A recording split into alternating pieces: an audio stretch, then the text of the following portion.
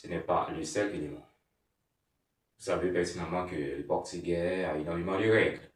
C'est le genre. Quand je parle de genre, je fais allusion à deux éléments très importants. Le premier élément, c'est féminin. Les femmes d'abord. Féminin. En portugais, quand vous avez un mot qui se termine par A, c'est un mot féminin. Par exemple, gata. Gata signifie chat en portugais. Très important. Quand vous avez gata pour mettre ce mot au masculin, ce que vous allez faire, vous devez carrément remplacer la lettre A par la lettre O en portugais. Eh bien, dans ce cas, gata c'est féminin, gato c'est masculin. Gata, chat, gato, chat. Le second élément qui vous empêche, rappelez-vous que je vous ai dit deux éléments. Le second élément qui vous empêche de dominer, de parler le portugais couramment, c'est masculin. Quand vous avez un mot généralement qui se termine par O en portugais, vous devez dire que c'est un mot masculin. Par exemple, je vous ai dit antérieurement, quand vous avez le mot gâteau, ça signifie chat. Quand vous avez également le mot gata, eh bien, carrément, vous allez dire c'est un mot féminin. Gata, féminin, gâteau, masculin. Il y a exception. En toute règle, il y a exception. Quand vous avez les mots qui se terminent par ma, écoutez bien, généralement sont des mots masculins. Par exemple, problema, ça se termine par A, mais ma à la fin. C'est un mot masculin. Systema, c'est un mot masculin. Climat, c'est masculin. Comprenez? Eh bien, ce que vous devez retenir également, il y a des mots qui sont à la fois masculins et féminins, c'est-à-dire ce sont des mots invariables. Quand vous avez un mot qui se termine par ista, c'est-à-dire quand vous avez, cher ami, un mot qui se termine par ista, c'est un mot qu'on peut utiliser au masculin et également au féminin. Par exemple, vous avez le mot dentista. Vous pouvez dire a dentista au féminin pour une femme.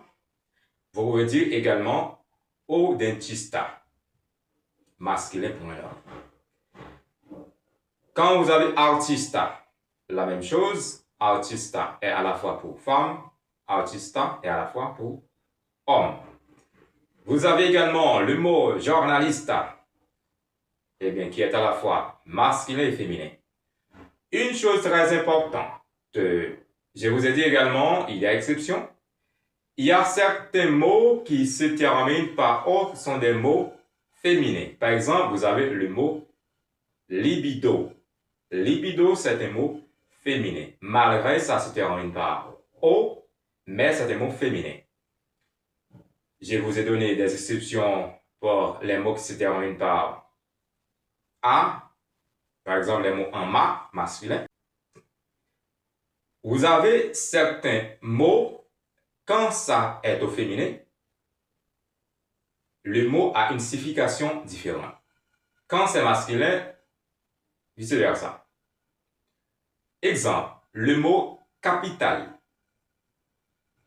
En portugais, vous n'allez pas dire capital, vous allez dire capital. Capital, quand vous dites à capital, ça signifie la capitale. Ça peut être la capitale d'un pays, la capitale d'un État également. Par exemple, la capitale, bon, je je vais prendre la France, par exemple. En France, la capitale, c'est Paris. Le Brésil, par exemple, la capitale, c'est Brasilia. Eh bien, quand on dit capitale à capitale, le mot s'écrit de la même manière. Quand capitale est au féminin, eh bien, ça signifie capitale d'un pays ou d'un État, la ville principale d'un pays ou d'un État. Mais quand on dit au capital, c'est-à-dire maintenant, eh bien, capital signifie l'argent. Par exemple, quand on business, pour avoir une entreprise, par exemple, il faut avoir de l'argent. Mais il faut avoir ce que nous appelons capital. Capital, dans ce cas, c'est au capital, c'est masculin. Ce n'est pas féminin. Rappelez-vous, je vous ai dit que quand je parle de genre, vous devez mettre en tête masculin, féminin. C'est-à-dire un mot qui se termine par A. En portugais, c'est un mot féminin, généralement, bon, de façon générale, mais il y a certaines exceptions. Par exemple, vous avez les mots qui se terminent par ma, problema, climat. Ce sont des mots masculins. Quand un mot se termine par O, en portugais, c'est un mot masculin. Par exemple, quand vous avez livre, livre signifie livre en français, eh bien, c'est un mot masculin. Je vous ai dit également, il y a des mots qu'on peut utiliser pour féminin et masculin, c'est-à-dire des mots qui ne changent pas, des mots invariables. Par exemple, quand vous avez le mot artista. Artista. Artista est à la fois un mot masculin, artista est à la fois un mot féminin. Masculin et féminin.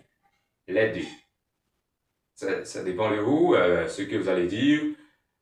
Vous allez dire, ah bon, je vais utiliser, bon, dans ce contexte, c'est féminin. Ah ouais, alors, c'est masculin maintenant.